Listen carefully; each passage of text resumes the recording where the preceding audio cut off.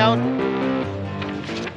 Today we've decided to do this Hughenden to Porcupine Gorge drive, and if you stop at the information centre, Kat picked up this beautiful little it's an itinerary, I guess, things to look, landmarks and stuff, things to look for if you set your counter, which we didn't. Before you leave town, it shows you a few things. Shh. But this is it's all the points of interest along the way. What's this one? This one's the Eaglehawk Gorge Lookout. So this is where the Porcupine Gorge begins, at this lookout right here, and you can see a fair bit from this lookout.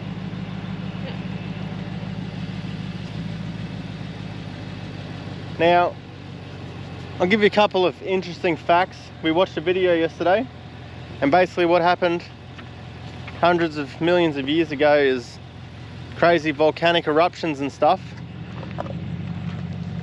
flooded all the land with this black rock. See this black rock here? That's all basalt, so that's all volcanic sediment that's left, you know, all the lava and stuff that cools down is all this black rock here. And then over the last 100 or so million years, it erodes back down into the limestone and all that stuff. All the soft sand and limestone gets chewed away, and you end up with these huge gorges. An unmarked grave.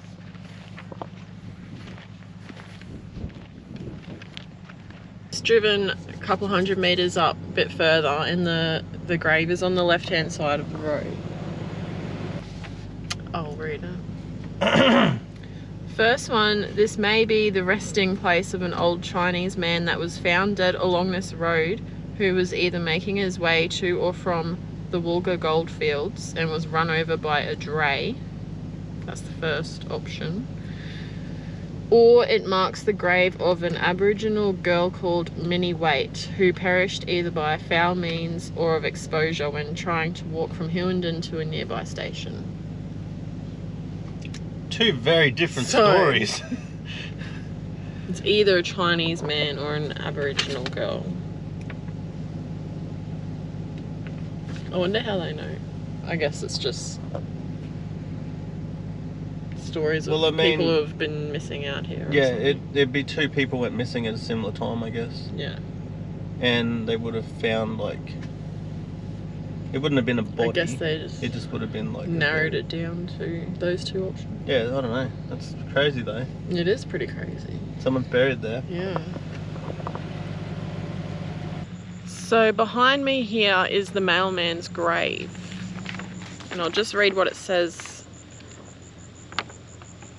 It is believed that in the early months of 1886, the packhorse mailman was speared by a group of hostile Aborigines from the top of the hill. He was buried where he was found. The name of this ridge came about because the unusual trees located here resemble bottle trees. So it's called Bottle Tree Ridge Lookout, which is just down there as well.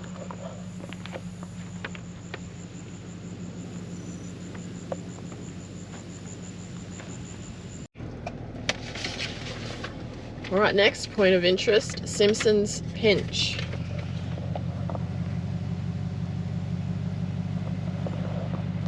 So it says, Simpson's Pinch refers to the steep incline beside this length of bitumen. Before the days of bulldozers, this incline was almost vertical, which gave the old teamsters a great deal of trouble. It was just as hard to descend with a loaded wagon as it was to climb. Often passengers would squeal in terror as if being pinched. One particular teamster named Simpson was notorious for tackling this section at reckless speeds, particularly with passengers on board. Just got to the Porcupine Gorge Lookout. Have a look.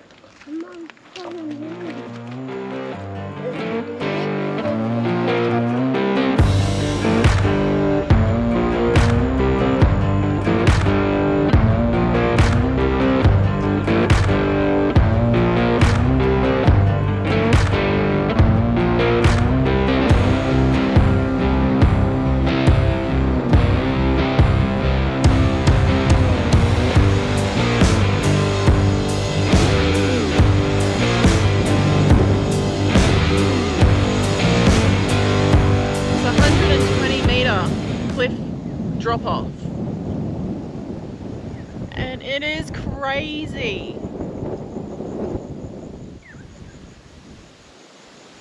I'm too close to the edge for my liking. Let's go up to the platform. So yeah, as I was saying before, when it's about 200 million years ago, a lot of volcanic activity, and it left this like basalt layer, which is all the, you can see around the very top there, all the black dark rocks and stuff. That's purely from the lava, right? And then what happened was, over the last 200 million years, it's eroded this gorge through here. So I don't know how well you can see it, but it's got layers. There's all different layers in there of different stone, like down here. Oh yeah, 200 million years to erode this to where it is now. It's absolutely crazy. And they call that the gutter, which is just that little stream through the middle there, where it's currently still eroding through sandstone. It's crazy. It's so pretty. Hey? It's amazing. Yeah. This is one of the... I was not expecting this. Oh, I don't know what I was expecting, but I didn't think it would be this huge. Yeah. Because we've seen some gorges before. Yeah. But nothing like this. This is really nice. I have a drink of water. Yeah. It's such a like when you look at this bit here, it's such a sheer cut where it's just washed and washed and washed.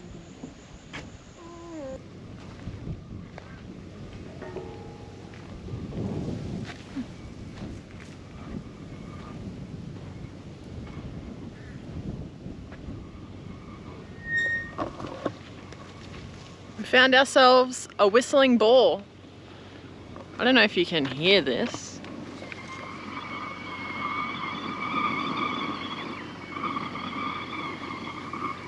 Hello? It says, depending on atmospheric pressure, a distinct whistle can be heard through the hole in the cap sealing the bore. The bore was originally put down as a stock root watering facility, but abandoned when at 500 feet deep, water still did not rise. On most days, a humming sound can be heard. Why it whistles is a mystery, but one reason offered is a cave-in somewhere in the shaft of the bore has created a wind tunnel.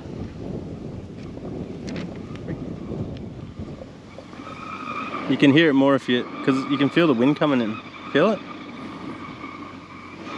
So if you block it,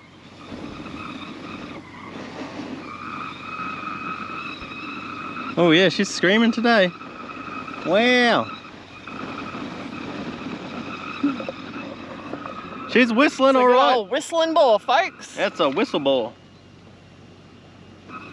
500 feet deep. I don't know what that is in meters, but I'm gonna chuck it up at the bottom. A couple. Or up top. 500 feet. Like a metre or two. Yeah, at least a couple meters deep. Whistling boar.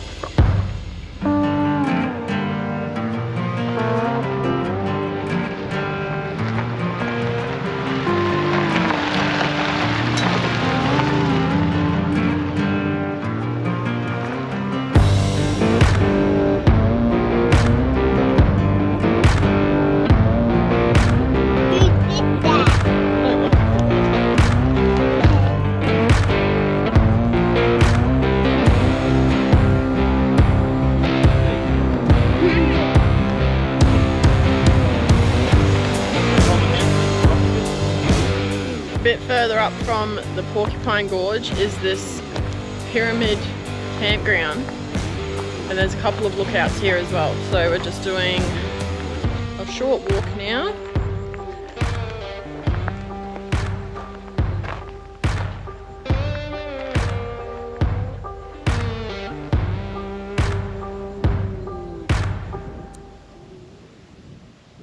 I don't know if you can see that too well from here, but there's the pyramid rock formation out there in the gorge.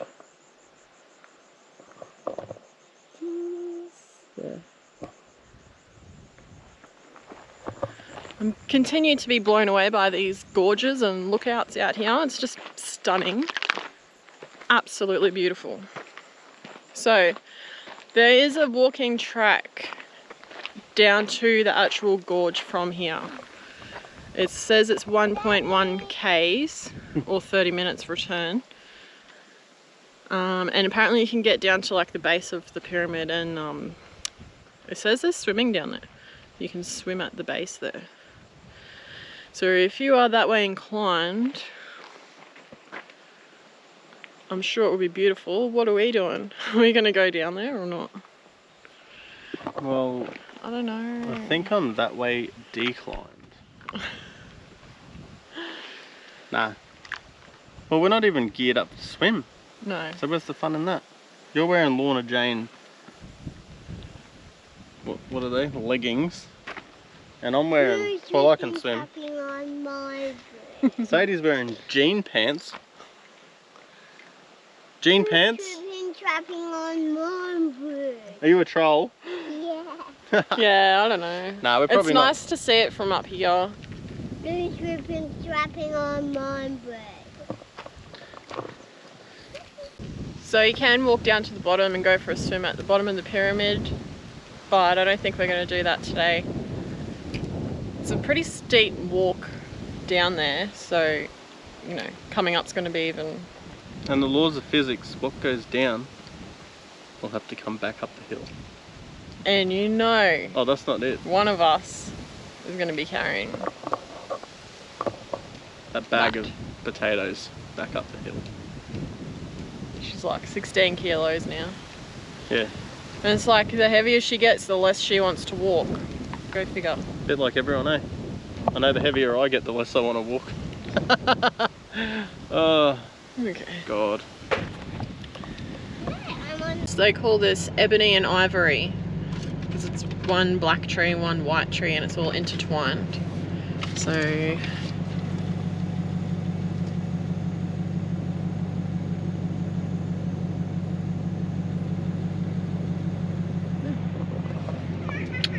you have it, ebony and ivory. So this here, and it extends through there. You can see those tipsy-turvy timbers. That is the world's longest fence, over 2,500 kilometers long. The Graziers installed it in 1930s to protect the sheep and the cattle from the dingoes. So yeah, the world's longest fence.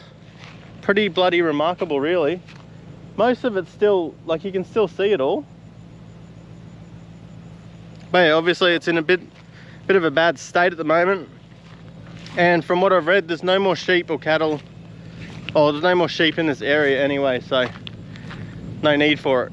But yeah, see it just through there. World's longest fence.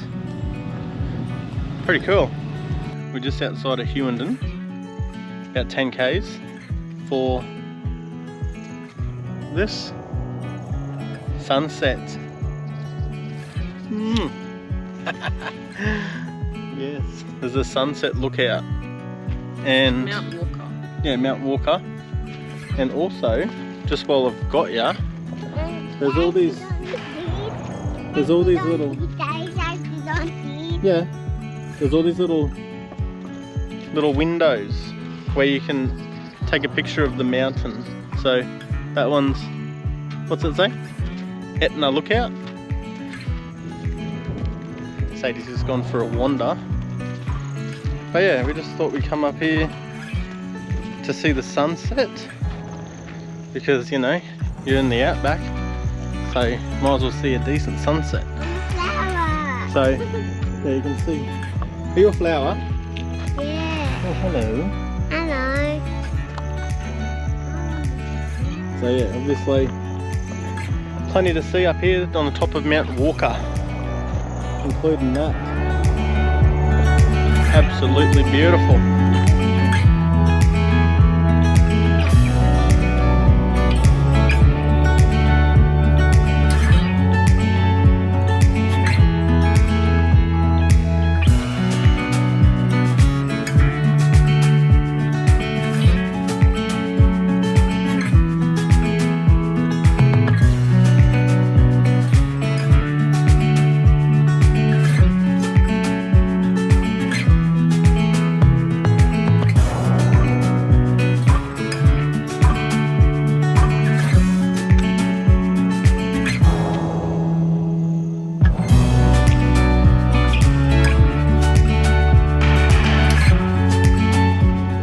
hitched up and we're leaving Hughenden. We have been staying at the Hughenden RV park and it's free, and it's a great little spot to stay for a few days if you're self-contained, because I mean it's free and it's lovely green grass and potable water, rubbish bins and everything. So yeah, I'm definitely happy that we stayed there.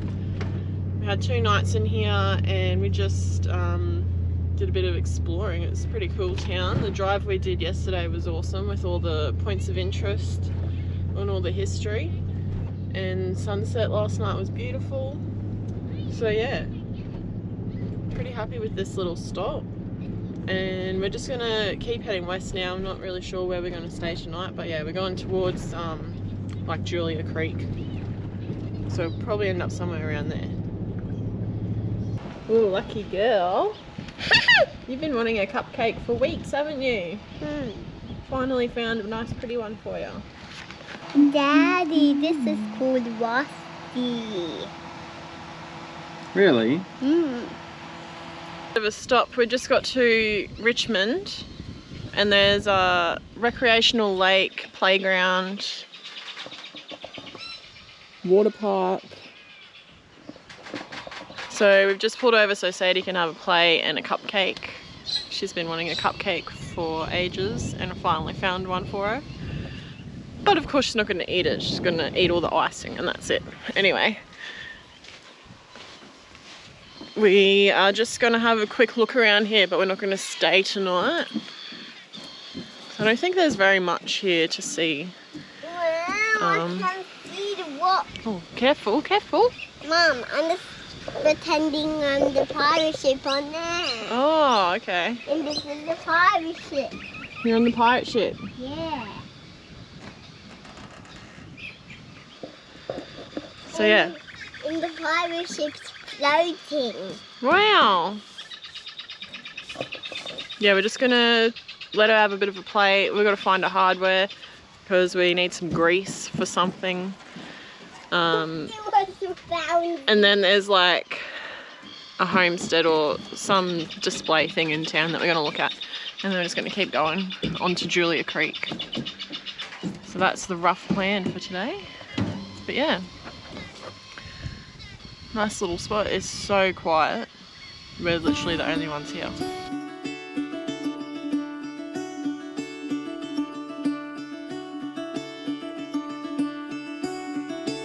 Caught behind Venetian blinds, had to reach for the city lights. This ain't where I belong. Hey, look at me, man, what I become. I've been running east, looking for a sunset, digging deep since '99. What I thought was gone was sitting in my pocket in plain sight all along. I think it's time for me to go, burn all bridges. All I know, I got lost along the way, fell between the foam, pulling stitches. Time to let go, so come what may.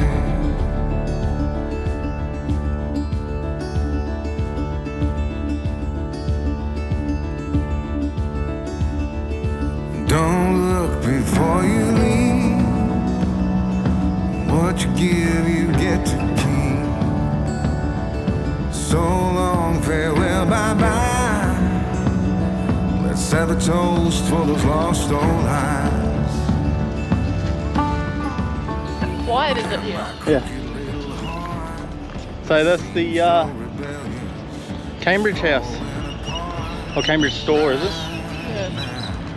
Just a replica of it. But really cool. Bit of history in there. Had a little read. Cat bought a bit of meat from the butchers just up the road. I was so worried. Come on in. I don't want these. And then me and Sadie just ran across and had a look at the Chronosaurus. I don't want them. I want a She doesn't want the meat, she wants the cake. G'day guys, and welcome back to another episode of the Dairy Frizz Around Alls. Welcome We back. are at a dairy farm.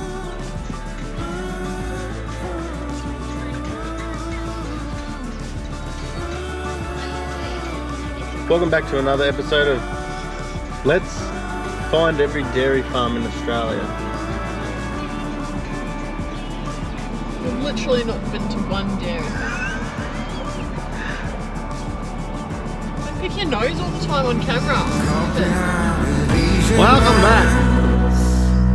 Out of reach for the city lights. This ain't where I belong.